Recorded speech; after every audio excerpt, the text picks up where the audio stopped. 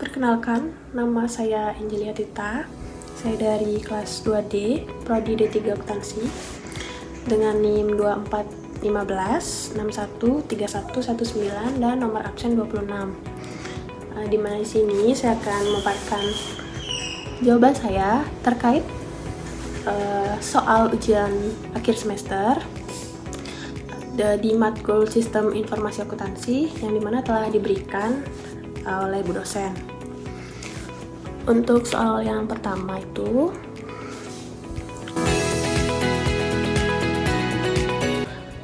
untuk kasus ini saya menggunakan kasus kecelakaan pada PT Garuda Indonesia. Untuk kronologi singkatnya, pada tahun 2018 PT Garuda Indonesia melaporkan laba bersih sebesar USD 809,85 ribu atau sekitar 13,2 miliar rupiah. Padahal pada tahun sebelumnya PT Garuda Indonesia ini telah mengalami kerugian sebesar USD 216,5 juta atau sekitar 3,5 triliun rupiah. Pendapatan tersebut berasal dari kontrak kerjasama dengan PT Mahata Aero, teknologi terkait layanan konektivitas dan hiburan dalam pesawat, yaitu senilai USD 239,94 juta atau sekitar 3,9 triliun rupiah. Namun saat kontrak diakui, pembayaran belum direalisasi 1 sen pun dan term of payment tidak jelas.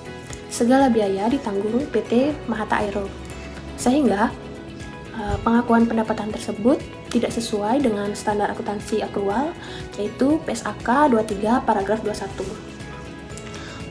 Adapun motif kecurangan dari kasus ini, yang pertama itu pendapatan fiktif, di mana pendapatan dicatat sebelum realisasi kas. Lalu cook the book scam, di mana manipulasi laporan untuk menciptakan kesan kinerja yang lebih baik daripada fakta. Setelah itu ada pressure industri dan tekanan keuangan dari motif utama penyimpangan karena target laba yang ingin dicapai. Meskipun ini bukan produksi barang fisik, tetapi siklus kontrak layanan digital atau instalasi dan pemeliharaan sistem hiburan, mirip dengan siklus produksi jasa atau infrastruktur. Aspek pendalian yang lemah dalam proses pengakuan kontrak dan verifikasi pembayaran menyebabkan pendapatan diakui prematur, sehingga siklus produksi jasa tidak selesai. Tetapi pengakuan pendapatan dilakukan seolah satu siklus itu selesai sepenuhnya. Adapun kelemahan SPI yang dimanfaatkan pada kasus kecurangan ini. Yang pertama, direksi dan komisaris tidak memiliki kompetensi akuntansi atau keuangan yang memadai, sehingga tidak mampu mendeteksi manipulasi pendapatan. Yang kedua, komite audit tidak menjalankan fungsi oversight efektif. Auditor internal kurang evaluasi risiko dan tidak ada tindakan preventif. Auditor eksternal juga terbukti lalai, tidak memperoleh bukti substantif sebelum laporan diterbitkan. Yang ketiga, tidak ada verifikasi fisik atau teknis atau integrasi kontrak, di mana tidak ada pemantauan deliverables dan pembayaran belum terjadi, tetapi sudah dicatat sebagai pendapatan. Adapun evaluasi sistem pengendalian internalnya. Yang pertama, direksi dan komisaris harus memiliki latar belakang keuangan atau akuntansi, pelatihan prinsip GCG dan etika profesi. Yang kedua, melakukan identifikasi risiko pendapatan fiktif, terutama dari kontrak panjang yang pada transaksinya itu dilakukan tanpa bukti pembayaran. Setelah itu, bentuk SOP persetujuan kontrak yang mewajibkan bukti pembayaran awal atau milestones. Setelah itu, auditor internal independen harus rutin memverifikasi realisasi kontrak dan dokumen pendukung. Auditor independen harus memastikan prosedur audit kehati-hatian dan sesuai standar PSAK. Yang terakhir, menerapkan saluran pengaduan anonim dan audit forensik periodik untuk mendeteksi transaksi mencurigakan. Ini sudah terlihat adanya diagram arus data tingkat 0 siklus produksi, di mana terlihat bagian-bagian inti yang berwarna abu-abu. Yang pertama ini ada desain produk, di mana untuk melakukan proses desain produk diperlukan adanya biaya, lalu di mana juga ada bahan baku yang akan di-input ke desain produk yang akan dibuatkan desain. Lalu ada daftar operasi, dimana ini akan di-output juga ke desain produk. Setelah itu ada perencanaan dan penjadwalan, dimana dalam bagian perencanaan dan penjadwalan terdapat pesanan pelanggan yang nantinya akan dilakukan perencanaan dan penjadwalan. Setelah itu ada perkiraan penjualan yang berasal dari siklus pendapatan dan akan di-input ke perencanaan dan penjadwalan. Setelah itu ada permintaan pembelian yang dimana ini di output dari perencanaan dan penjadwalan yang akan di output dan input ke siklus pengeluaran.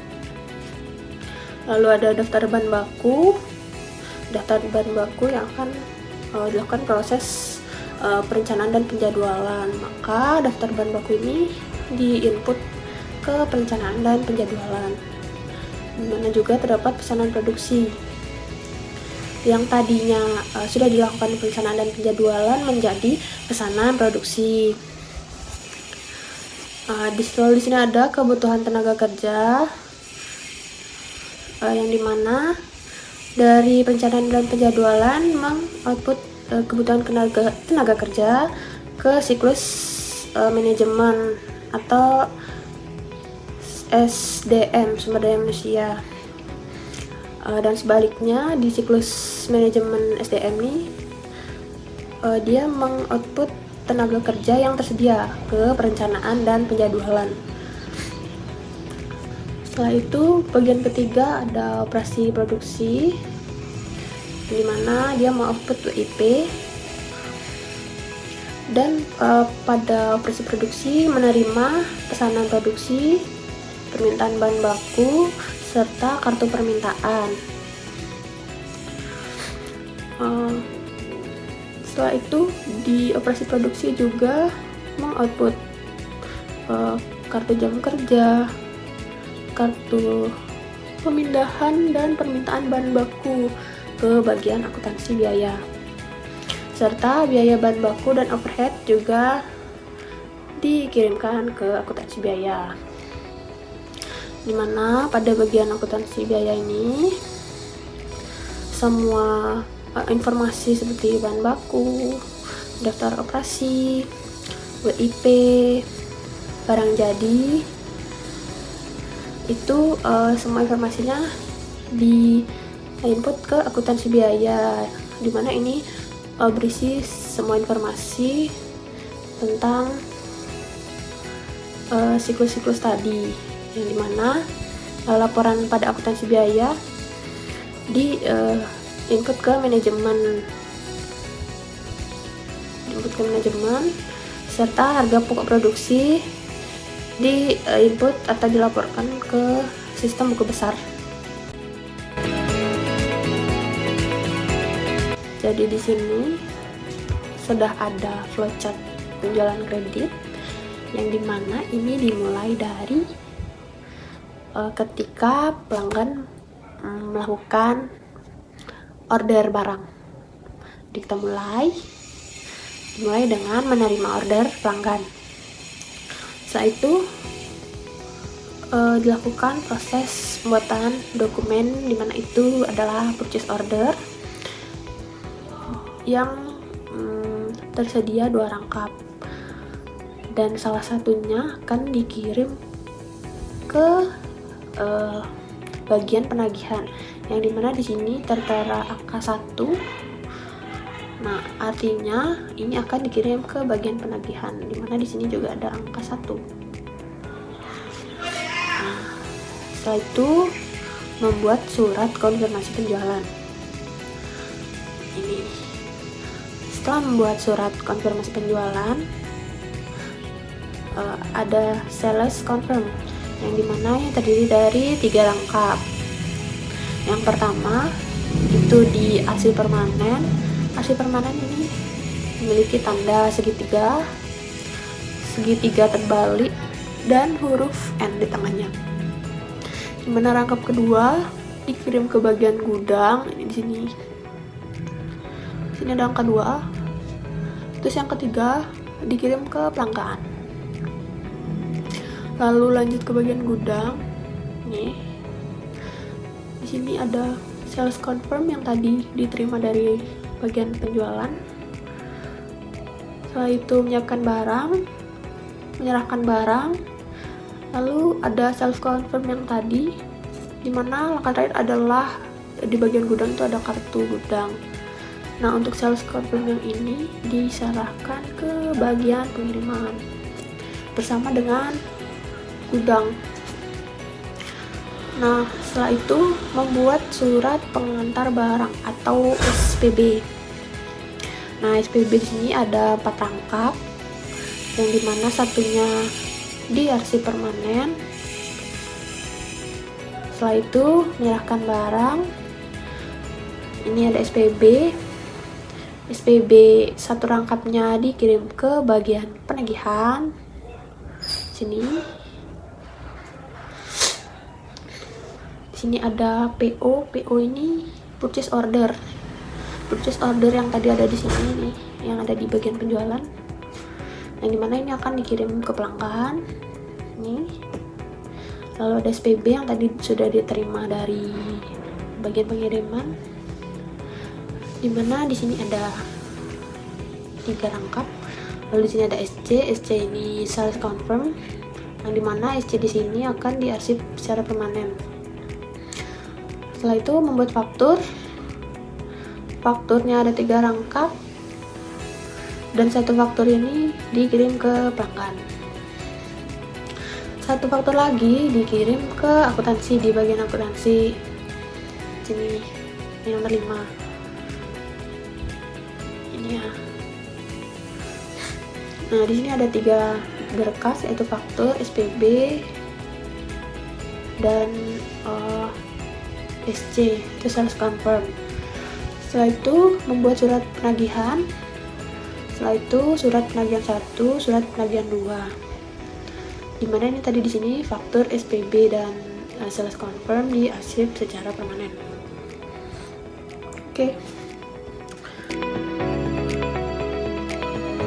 Jadi siklus pengembangan sistem itu adalah sebuah proses 5 langkah yang digunakan untuk mendesain dan mengimplementasikan sebuah sistem baru. SDLC digunakan oleh analisis sistem, pengembang, dan manajer proyek untuk mengontrol pengembangan sistem dari awal hingga akhir.